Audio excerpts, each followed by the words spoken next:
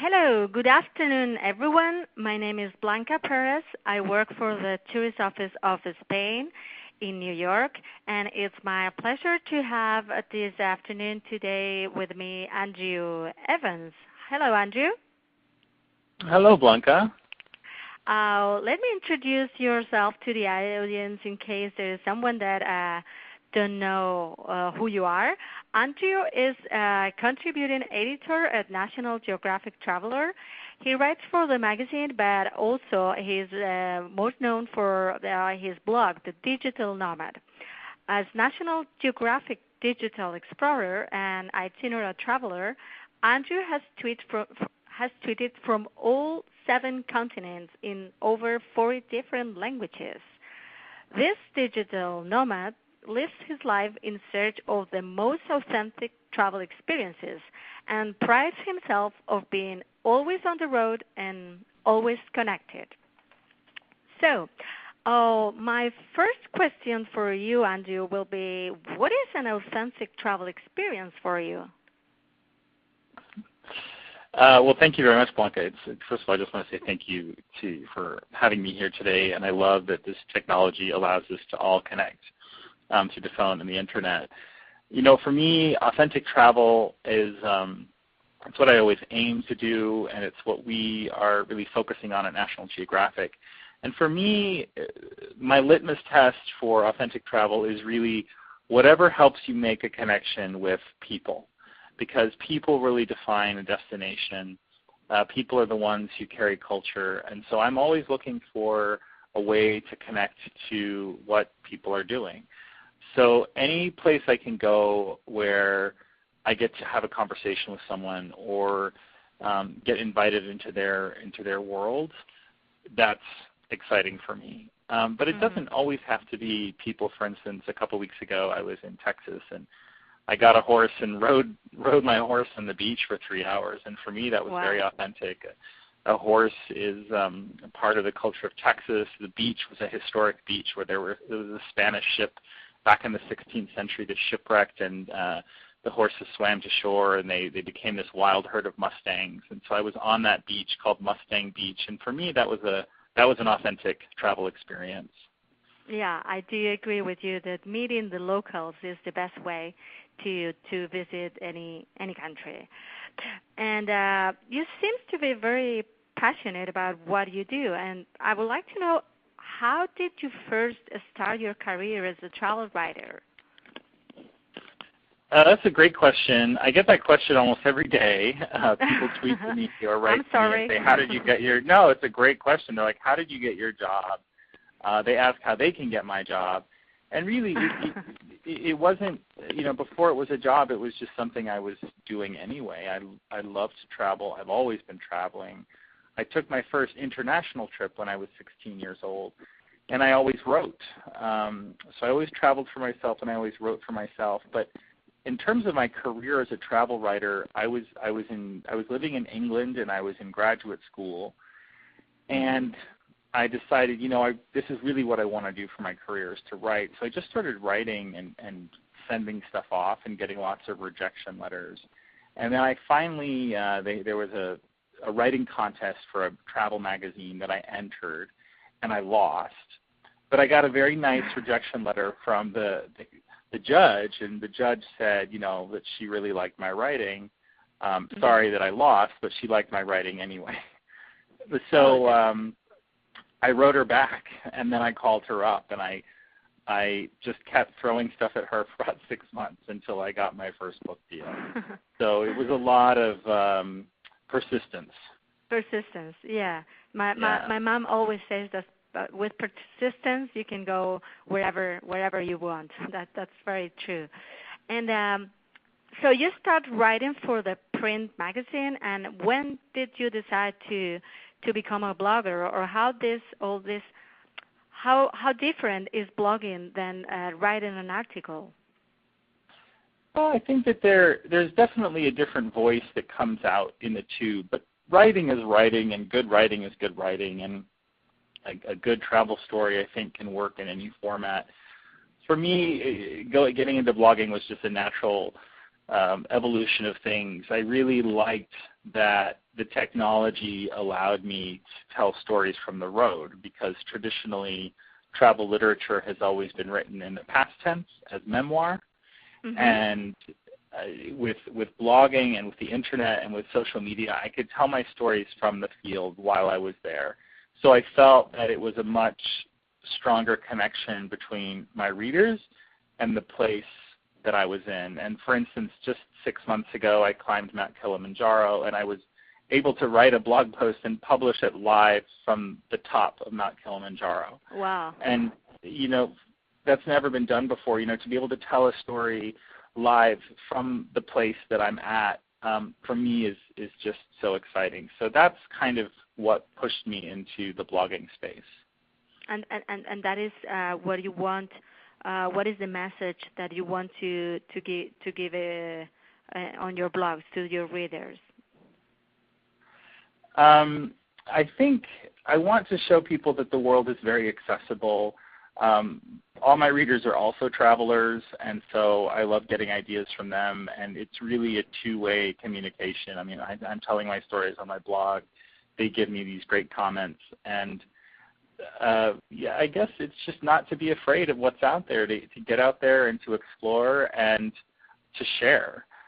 Share the cool places that you find, the cool experiences that you have, and don't hold back. Just get out there and explore the world. Mm-hmm. Talking about the world, how many countries have you visited already? I've been to a lot of countries. I purposefully do not count them because I just feel it's the wrong attitude for travel, just because every country is so different. The country isn't a number. It's a place, and it has a name, and it has a feeling to it. And there are some countries I've been to that I've been there, and I can count that I've been there. But I'll keep going back again and again, and every time it's going to be different. So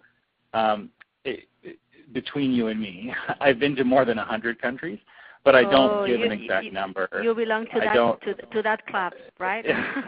Well, you know what? It doesn't matter, because even if you've only been to one country, or even if you've never been to any countries but you dream of going to a particular country, I think all travel matters, and it's not a contest. And like I said, there are places that I've never been to that I really dream of going, but there's places I've been to, like Spain.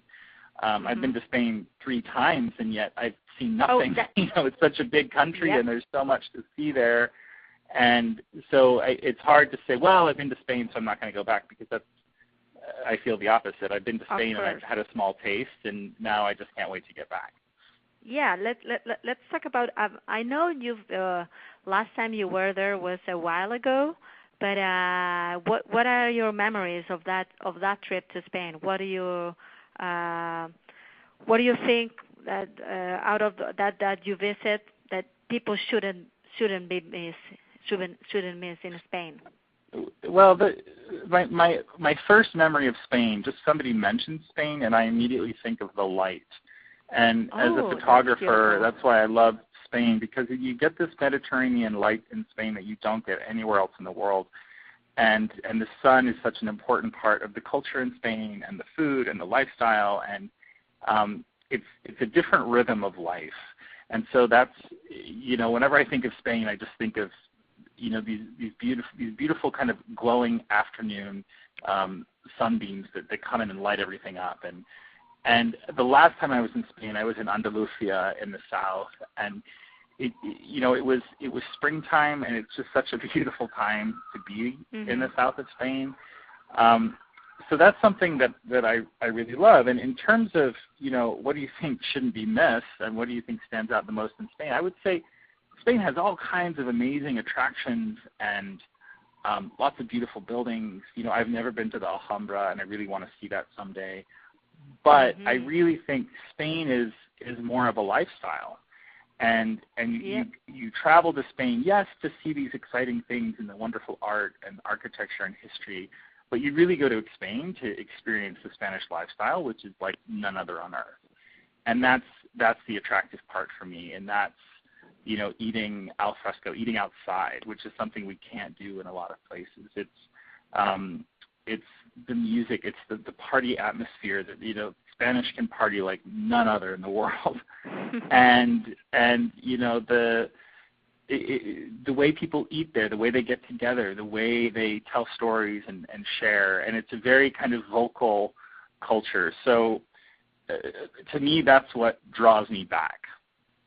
Yes, I cannot be more agree with you. It is true that we have a rich history, a rich culture, but as you say, the Spanish way of life, for me, and it's not because I'm a Spanish, but it's one of the most amazing one in the world. I completely agree with you. So you mentioned that you haven't been to the Alhambra yet. I don't know if you know that it's one of the favorite spots for the Americans. President Bill Clinton, when he was there, he was astounded about the view of the Alhambra from the hallway scene, and also the First Lady two summers ago, Michelle Obama, pay a visit to the Alhambra. So definitely, you have to find the time to visit the Alhambra. But what other places do you on Spain that you haven't visited yet you would like to visit? So many. I'll confess to you. Just I've never even been to Madrid. So I need to go to Madrid, and I think my readers often think that I've been everywhere, and that's so far from the truth because the world is kind of infinite, and there's so many places. And even though I've been to Spain 3 times, I've never been to Madrid. So that's a city I dream of just going and exploring rampantly for weeks on end. It's a big city. It's an important city, and so I'd like to start with the capital city. And then I'm personally really interested in history. And Spain, no matter where I go in the world, it can be South America or the Pacific or Texas where I just was, even as far north as Iceland, and you see remnants of Spanish influence there. The Spanish have traveled everywhere. They're a traveling culture. And so I'm always interested in place names, and so many place names around the world come from Spain. So I'm interested in going back to see the originals like Zaragoza and Murcia and Cartagena and all of these historic cities like Cadiz, which is a city that's so important for travel, that so many travelers have left from. And I'm really interested in seeing the north. I've heard so many great things about San Sebastian and Bilbao, and that's another area I really dream of seeing. I've been to Catalonia before, and I want to go back. I want to go to Girona. One of my favorite places I visited before was Montserrat, and it's so beautiful there, and the mountains, the Pyrenees Mountains. My list can go on forever. I mean, there's so much there, and it's very diverse. I talked about the Mediterranean culture before, but that's only really a certain side of Spain. You also have the mountains of Spain, and you have the cities of Spain, and you have the plains, and it's really all there. Of course. Talking about the Mediterranean lifestyle, are you familiar with the Spanish food, or when you were in Spain, what kind of restaurant, or in general when you travel around, what is your relation with food? What kind of restaurants do you want to try, or how are your culinary experiences? Well, I have a very good relationship with food. Sometimes too good. I eat well wherever I go. To me, food says so much about a culture, and I love coming to people's houses and seeing what's in their refrigerator, and that really sets it apart from everywhere else. And in Spain, every family is going to have an amazing bottle of olive oil in their kitchen, and that really sets Spain apart from other places. Their taste in wine, the kind of cheese they have, and my readers know that I obsess about cheese, and everyone talks about France as kind of a cheese destination, but Spain also has this really terrific cheese-making history and very regional. I love manchego. I love all tapas, and I think it's fascinating to me that Spanish tapas has become kind of a global cuisine, that everywhere you go in the world. I can be in Moscow or New York City or Sydney, Australia, and there will be a Spanish tapas bar that's serving chorizo and manchego and, very distinct Spanish dishes, and especially the ham. You can't go to Spain and not have the ham. It's the best. Yeah, that's true. That's true. Especially what you mentioned about the olive oil. Spain is the first exporter of olive oil in the world. Many people don't know that. They just think that olive oil is from Italy or from Greece, at least in the United States. They know we use olive oil, but that we are the first producers. That is something everyone knows. I have a question here from the audience, and they say, "Hi, Andrea. Have you ever been to the Canary Island in Spain?" You know what? I have not, and You haven't? I have not, and I'm so sad because I really want to go to the Canary Islands. And that's a separate. I mean, for those who don't know and are listening, the Canary Islands are really, closer to Africa than they are Spain, but they are Spanish. They belong to Spain, and they've been part of Spain for such a long time. It's a very important history. And it's also really important, again, for travel because it's been the traditional stopping off point for sailors before they cross the Atlantic. So I've always wanted to go there, and I know it's a big vacation destination now. And there have been several times I've been on ships and have passed very close by but never actually landed. So fingers crossed someday I get to go to Las Canarias. Yeah. If anything, just to see the canaries, because I want to see the canaries, like the actual bird. It's funny because you mentioned that some many cities, many places in the world has Spanish influence, and you mentioned Cartagena in Colombia, and if you go to the Canary Islands, and if you go to Cartagena and you close your eyes, you could think that you are in the same place because the architecture of both places are exactly the same with the typical wooden balconies. They are original from the Canary Island, and then they were exported to Cartagena in Colombia. Also, that's so interesting because go ahead. Right. I'm sorry. I mean, that's really interesting because I did this trip where I rode buses from my office here all the way to Antarctica, and on the way I stopped in Cartagena, and my hotel room in Cartagena had one of these wooden balconies, and it was built in the 16th century, and I think to be standing in the 16th century wooden beam room that was built by the Spanish, and that's, I would love to see that connection for myself. And most recently, I was in Texas and I was in San Antonio and went to Mission San Jose, which is an old Spanish mission that was built in the 18th century. But if you just look at the building in front of you and ignore the 7-Eleven on the corner, I thought I was in Spain. I mean, just the blue skies and the tan stone and the Spanish arches, and again, Spain has influenced the entire world.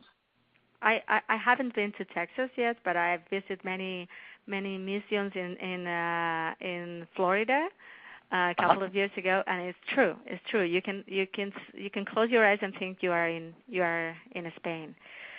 Right. So going back to the Canary Island, I just want to encourage you to visit because I've heard you are scuba diving fan. You really like that sport. Yes, and I love to scuba dive. Yes. Yeah, and what people don't know is that in Spain we have great spots for scuba diving, and definitely the Canary Island is one of those.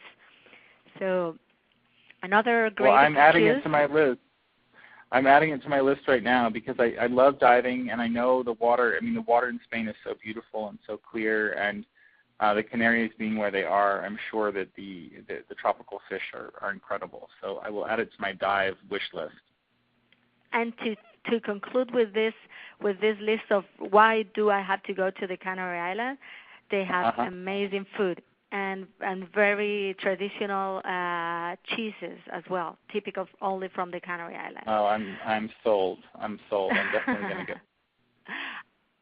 We have another question from the audience. Someone is asking, what will be your advice for backpacking and traveling? For backpacking, my advice for backpacking, I would have two quick words of advice. The first word of advice would be pack very light. Take as little as possible. I always feel bad for these backpackers I see in the train stations in Europe that are just kind of waddling down the street because they're carrying, it's like they've got a refrigerator on their back because it's so huge. And then they're wearing a pack on their front as well, and they waddle from the train station to the hostel. And it reminds me of the giant tortoises in the Galapagos. They've just got too much on their back, and they can't travel quickly. So I would say really pack light. The lighter, the better. I took a trip to Paris once where I didn't even bring anything. I just brought my toothbrush and my passport and great. A credit card. That's really all you need. And you can wash your clothes. I think less is more. So that would be my first advice. And my second advice would be when you're backpacking, especially around Europe or the places that are famous for backpacking, it's very easy to kind of fall into this well-trodden trail of backpackers. And people will say, oh, well, this is where backpackers go, or this is where backpackers stay, and this is the road to go to, or these are the hotels to stay in. And it ends up being a very separate experience. I won't say that it's inauthentic, but it's not, we can do better as travelers. So if you say I'm going to be backpacking, I would stay away from the well-trodden path and try to do something that's a little bit different and venture out on your own. And often all it takes is going an extra mile beyond the destination that everyone else is going to. Once you see that they're all there with all of their backpacks, then go a little bit further until you don't see anybody else with a backpack, and I think you'll have a more authentic experience. Good advice. Apart from, you've traveled in many different ways, backpacking, luxury, traveling on bus, but what are the essentials besides the obvious passport, credit card, that you always carry with you when you travel? Well, my essentials are my toothbrush.